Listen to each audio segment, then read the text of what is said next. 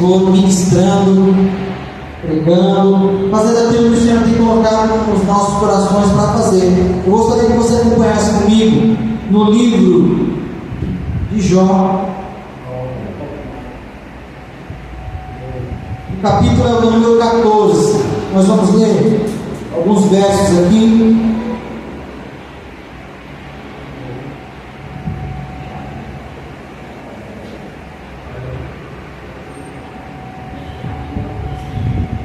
Jó capítulo 14. Nós vamos ler alguns versículos desse capítulo. Jó roga o favor de Deus por causa da brevidade e misericórdia da vida humana. Aí Jó vai dizer assim: o homem nascido de mulher é de bem poucos dias e cheio de inquietação.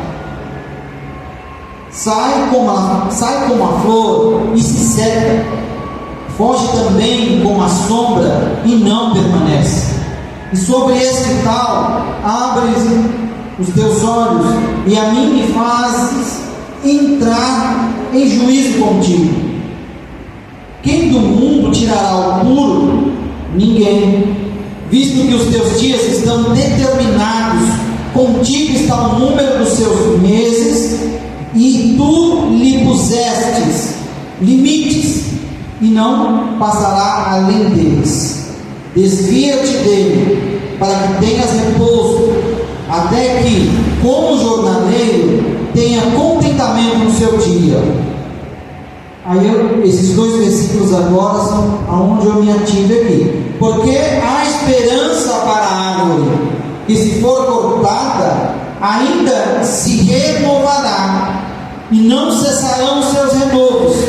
Se envelhecer na terra a sua raiz, e morrer o seu tronco no pó, ao cheiro das águas brotará, e dará ramos como a planta.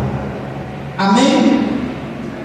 Então Jó vem trazendo aqui lições incríveis para nós, na razão humana, mas também entendendo que existe algo sobrenatural que move este mundo de forma incrível.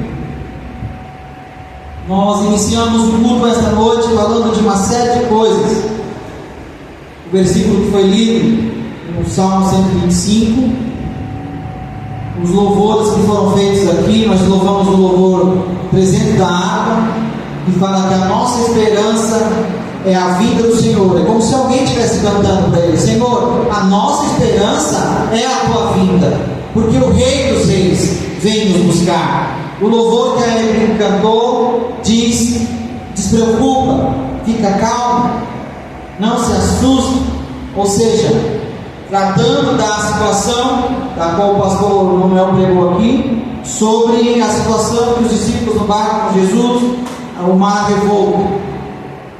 A Sara louvou a Deus aqui, falando também sobre algo que nós precisamos expressar para Deus: sentimentos de amor.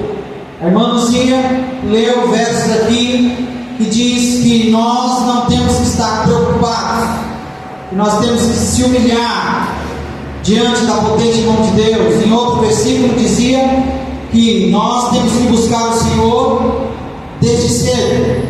O madrugada que está ali, você quer dizer desde cedo. De madrugada também, sim, mas desde cedo. Quanto mais cedo procurarmos o Senhor, nós o encontraremos. Então os versículos vêm se encaixando para a figura principal de nós estarmos aqui: o nosso Senhor Deus e o sacrifício de Jesus Cristo na cruz do Calvário. Tudo que nós fizemos aqui está ligado. E logo mais, quando o pastor Manuel fizer o encerramento aqui, ele vai integrar a bênção apostólica. Não sei de qual forma, aquilo que o Senhor colocar no seu coração, mas com a bênção de Deus. Então, tudo o que foi feito até então e o que será feito a partir daqui é para trazer a glória para Deus. Nós entendemos que a nossa vida tem que ser uma vida de adoração, de devoção.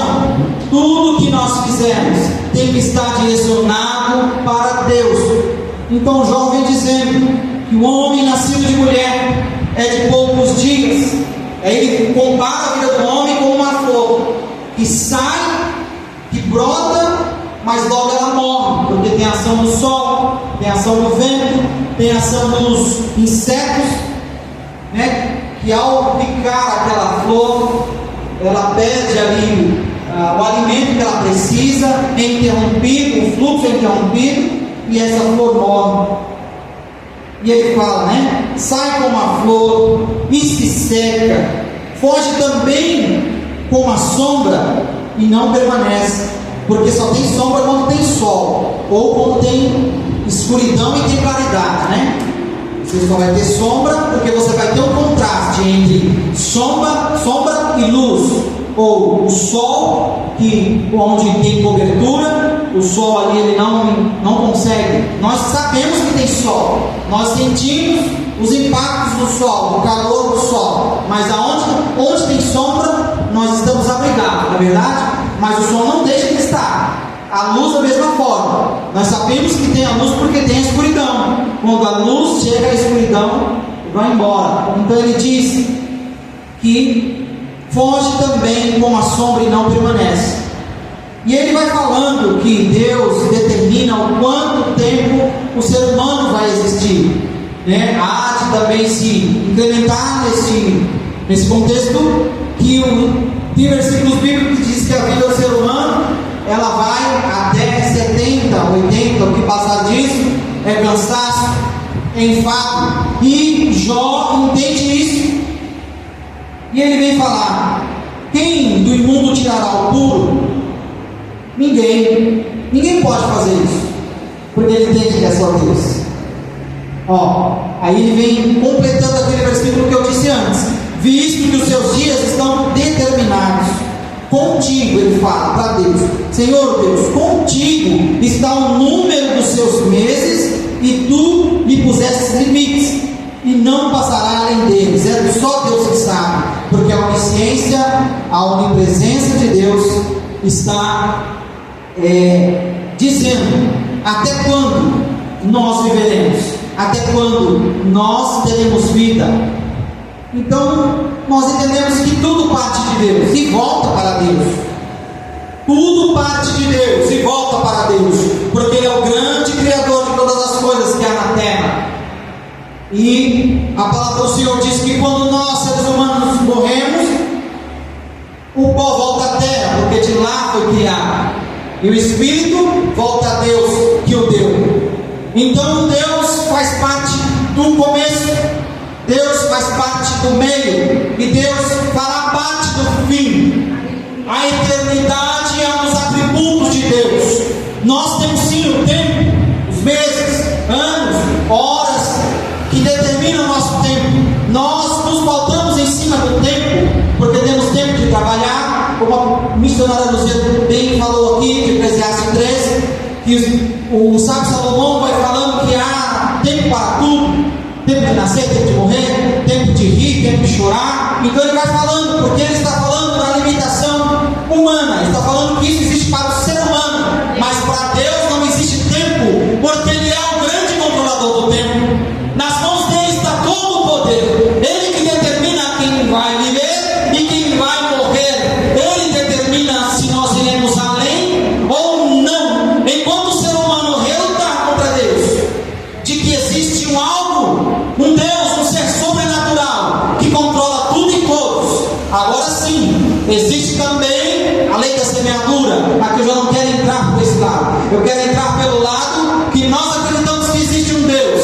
não como um Deus tirano, não como um Deus bravo, como um Deus que não tem piedade. Nós acreditamos num Deus que Ele está nos céus e que Ele nos tem como filhos. Mas a partir do momento que nós não reconhecemos, quando sabemos que Ele é Deus, que Ele é soberano, que Ele é Criador, e nós não damos a Ele devido respeito, aí sim, nós estamos colhendo o fruto do nosso ato. Nós estamos sendo punidos pelos nossos atos de infidelidade, de não acreditarmos que Ele é Deus, que Ele é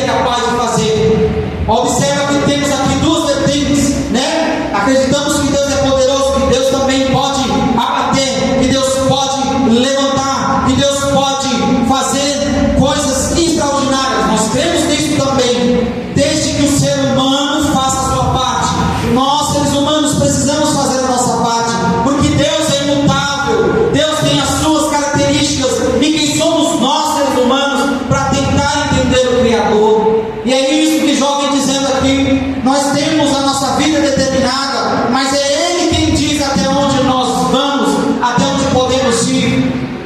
E o interessante que Jó vai descrevendo mais no versículo número 6, ele diz: desvia-te dele, para que tenha repouso, até que, como jornaleiro, tenha contentamento no seu dia.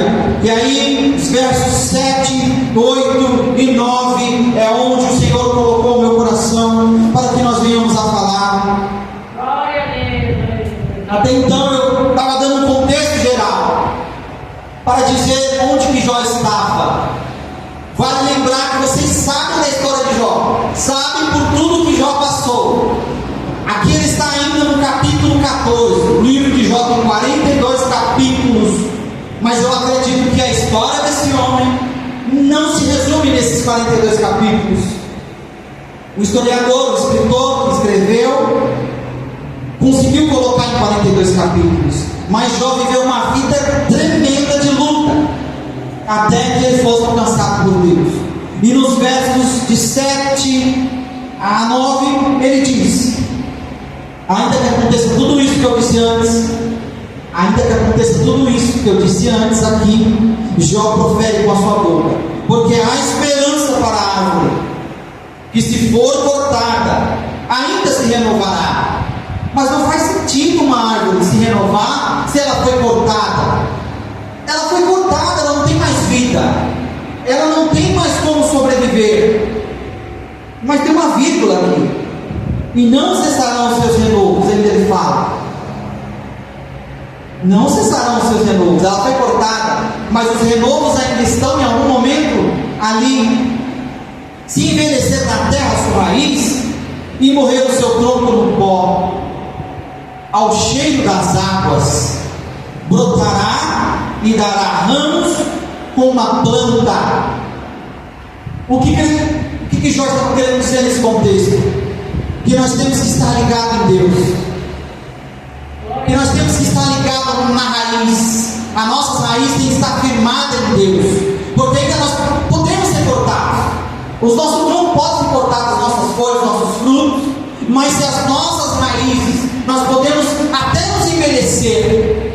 Como ele disse antes aqui, a vida do ser humano está determinada a um certo ponto de vida. Por isso, as nossas raízes estarem ligadas em Deus, não precisa ter água, porque nós sabemos que para a árvore crescer, ficar bonita, dar o fruto, ela pega os nutrientes da terra, a água que ela precisa, a seiva que ela precisa, que a raiz extrai e vai levando para os troncos, para as folhas, e daí se vem um fruto. É todo um processo, né? É como nós seres humanos, né? E nós precisamos do sangue, nós precisamos da água, precisamos dos pulmões, dos rins, dos pés, das mãos. O nosso órgão, o nosso corpo, para funcionar bem, precisa que todos os outros estejam em sintonia para funcionar. Não adianta estar bem da cabeça, mas não ter um pé sadio para andar. Não compensa eu ter um bom coração se eu for uma pessoa, por exemplo, que não consiga andar, que não consiga pegar. Então o nosso corpo para funcionar precisa estar tudo ali interligado. Sistema nervoso, o sangue, o coração bombando o sangue sendo produzido na medula, as veias, as artérias para levar o sangue para os locais menores. Então Jó sabia disso, e dele diz. E o interessante aqui é que ao cheiro, é somente o cheiro, ao cheiro das águas brotará e dará ramos como a planta, a mesma árvore que ele disse que poderia estar cortada, que poderia estar velha, ligada ao pó, e falou assim: ali não vai nascer mais nada, não vai brotar mais nada, mas ao cheiro das águas brotará, tornará a ter vida. Aqui nós falamos de esperança. Observa que está ligado a tudo que foi dito aqui no contexto inicial do culto. Nossa esperança é a vinda do Senhor. Nós precisamos de Ti. Nós louvamos aqui que não há nada melhor que o nosso Deus, que traz vida aos sepulcros, faz de ossos soldados.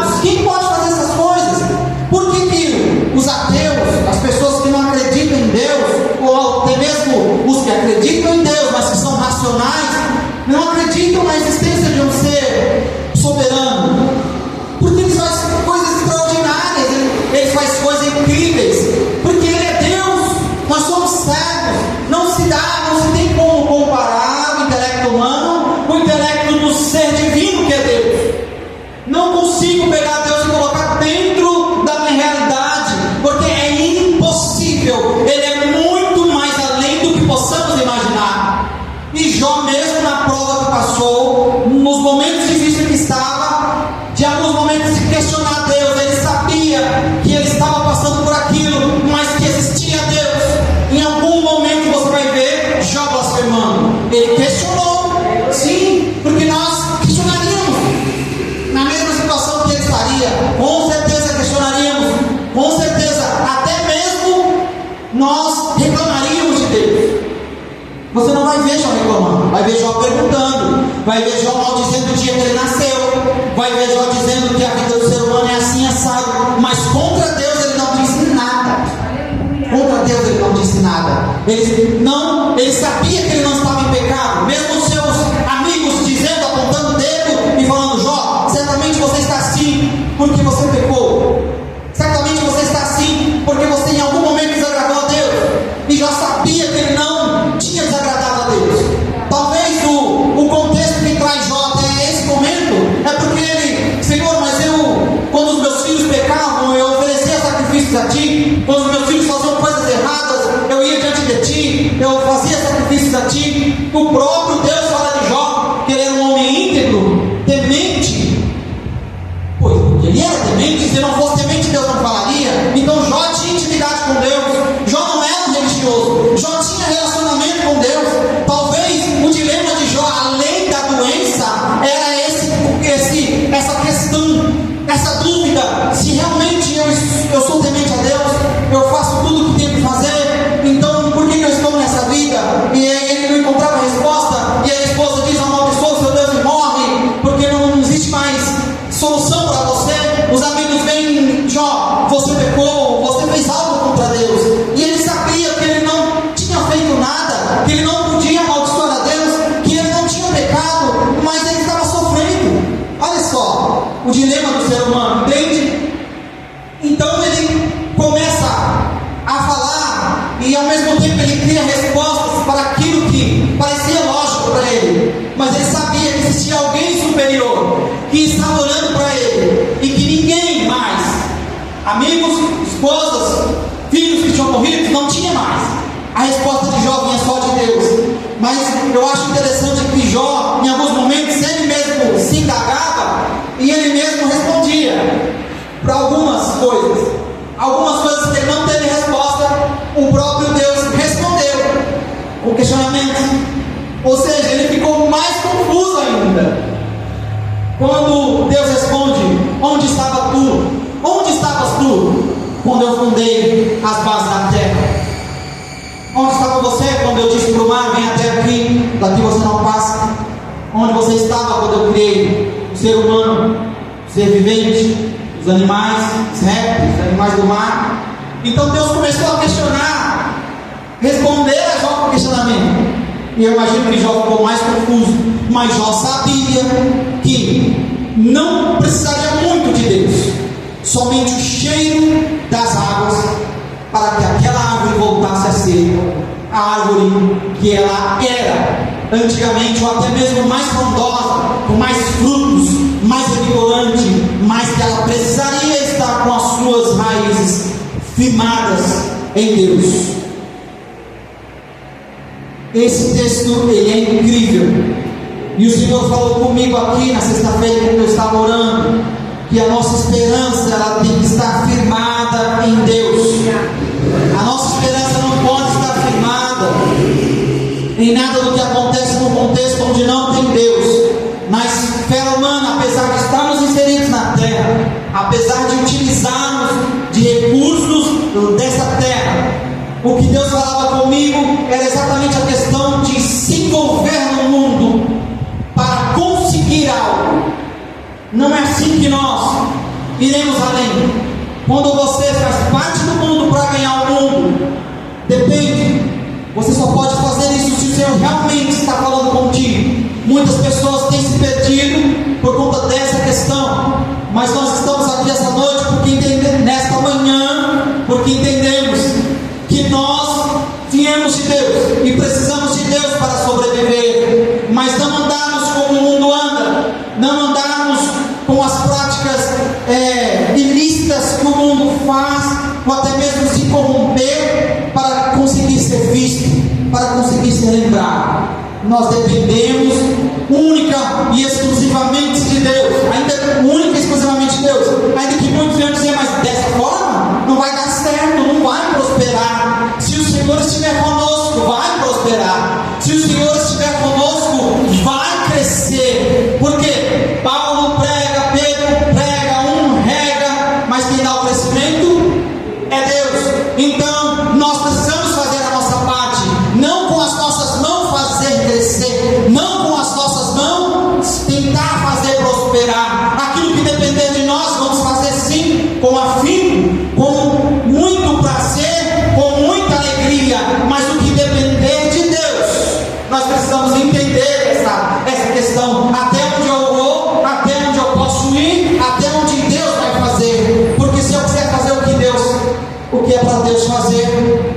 não vai dar certo, e aquilo que é para eu fazer, Deus também não vai fazer. Então nós precisamos chegar nesse equilíbrio. Isso foi o que o Senhor Deus colocou no meu coração. Por isso que Ele me deu esse texto que fala de esperança, que ela não pode morrer. A nossa esperança não pode morrer, ainda que o ditado do mundo diz que a esperança é a última que morre. Nós não estamos pautados nisso, porque a nossa esperança morreu, mas ao terceiro dia ela ressuscitou, e ressuscitou em glória. Então a esperança do crente, a esperança do cristão verdadeiro não pode morrer. Nós não temos que entrar nessa, é isso que eu estou falando, entrar nessa correria do mundo, nessa loucura. A esperança é a última que morre. Não, a esperança é a última que morre. Não, a nossa esperança morreu, mas ela ressuscitou. Então onde há vida, há esperança. É assim que nós acreditamos. Se tem vida, tem esperança. Não aconteceu hoje, vai acontecer amanhã. Mas se não acontecer amanhã, vai acontecer depois. Mas não aconteceu depois, continua perseverando, porque vai acontecer, porque o tempo quem controla é Deus. Amém? Então aqui eu finalizo essas palavras, porque foi isso que o Senhor colocou no meu coração.